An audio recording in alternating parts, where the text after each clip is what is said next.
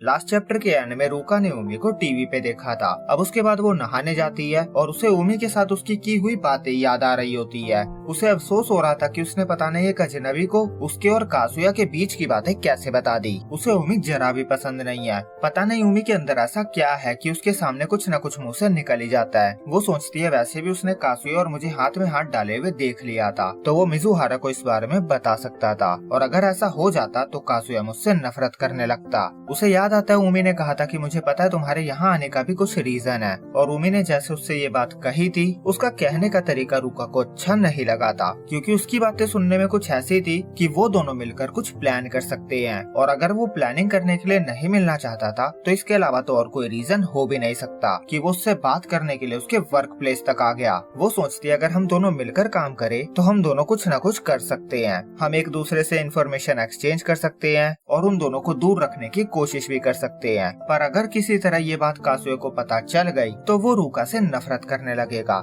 इसीलिए वो इस ख्याल को झट से दिमाग से निकाल देती है। और उमी ने उसे बताया था कि वो मिजुहारा को लाइक करता है। वो सोचती है शायद उमी ने वो बात सीरियसली कही थी। वो देखकर तो बता नहीं सकती कि उमी कैसा इंसान है, पर अगर वो सच में मिजुहारा को पसंद नहीं करता होता तो वो उसके लिए इतना हार्ड ट्राई करके मुझसे मिलने नहीं आता, और उसी से मोटिवेशन लेकर वो भी हार नहीं मानेगी, चाहे ये अनफेयर ही क्यों ना हो। वो पूरी कॉन्फिडेंट है कि वो कासुया को खुश रख सकती है, और वैसे भी वो छुप के थोड़ी ना कुछ कर रही है, छुप कर तो मिजुहारा और कासुया मिल रहे हैं। और उसे कासुया को उसके घर पे जाकर फोर्स करना याद आता है। उसे फोर्स करते हुए उसकी हार्ट बीट भी बहुत ज्यादा तेज हो गई थी। अगर ऐसा कुछ दोबारा से वो कर पाई तो उसकी उम्मीदें और ज्यादा बढ़ जाएगी। और इसी फिजिकल वाली बात को जब उमी ने उठाया था तो रूका का रिएक्शन उस टाइम काफी शॉकिंग था। वो सोचती है कहीं उमी को उसके रिएक्शन से कोई आइडिया तो नहीं लग गया। वो बार बार उमी से की हुई कन्वर्सेशंस को याद कर करके परेशान हो रही थी। रूका किसी के लिए भी कोई भी परेशानी खड़ी करना नहीं चाहती है। वो तो चाहती है कि काश वो किसी को भी हर्ट किए बिना कासुया के साथ पीसफुली और हैप्पीली रह सके, पर ये सब नहीं हो सकता। और इसमें गलती किसकी है? कासुया की ही। उसके बाद सीन कासुया पे आता है। वो पुशअप्स मार रहा था और पुशअप मारते हुए भी वो कन्फेशन के बारे में ही सोच रहा था। उसके लिए सबसे ज्यादा डिफिकल्ट यही चीज रहती है, चाहे वो जॉब पाले,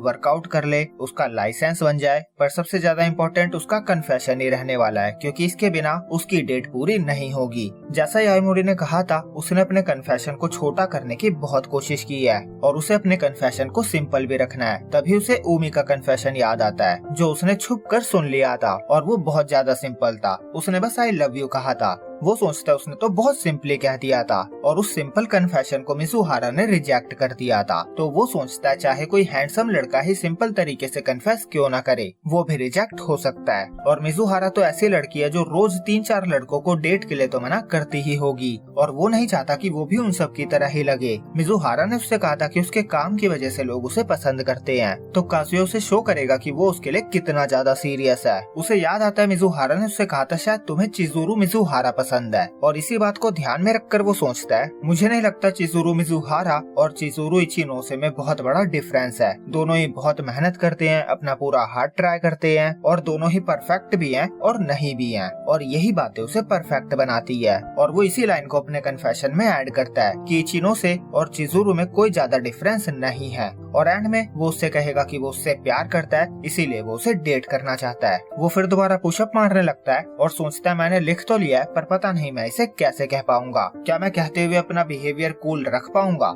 और फिर वो कन्फेशन की प्रैक्टिस करने के लिए अपने ड्रॉअर से मिजुहारा और अपनी एक फोटो निकालता है और उसे अपने सामने रखकर उससे कन्फेस करने की प्रैक्टिस करने लगता है। पर जैसे ही वो कन्फेशन स्टार्ट करता है उसे रियलाइज हो जाता है कि उसका रिएक्शन बहुत ही ज्यादा अजीब था। उसे पता है अगर मिजुहारा ने उसके कन्फेशन को हाँ कर दिया तो वो मूवमेंट उसके लिए बहुत बड़ा मूवमेंट होगा, इसीलिए उसे अपना बेस्ट देना होगा। वो खुद को काम डाउन करता है और अच्छे से मैं तुमसे प्यार करता हूँ कहने की प्रैक्टिस करता है, और तभी उसके घर पे याईमोरी आ जाती है। उसे देखकर कासुया एम्बैरेस फील करता है, उसे घबराहट भी होने लगी थी। वो पूछता है तुम यहाँ क्या कर रही हो? याईमोरी कहती है तुमने गेट क्यों खुला छोड़ा हुआ था? कासुया कहता है अभी तुमने यहाँ पे जो भी देखा उसे भूल जाओ। याईमोरी उसे टीज करने लगती है कि तुम कितने ज्यादा शाय हो, और यहीं पे ये चैप्टर एंड होता है। तो फाइनली काजुया ने अपना कन्फेशन लिख लिया है, उसने डिसाइड कर लिया है कि उसे क्या क्या बोलना है और अब वो उसके सामने बोलने की भी प्रैक्टिस करने लगा है। तो उम्मीद है इस बार वो बहुत कॉन्फिडेंटली और काम रहकर उसे प्रपोज कर पाएगा। तो चांसेस तो है मिजुहारा हाँ ही करेगी, बाकी देखते हैं और आगे क्या ट्विस्ट आ सकता है कहानी में। तो अगर आपको वीडियो अच्छी लगी हो तो लाइक और कमेंट कर दो। मैं मिलूंगा आपसे अगले वीक इसके अगले चैप्टर के साथ। जब तक के लिए बाय बाय।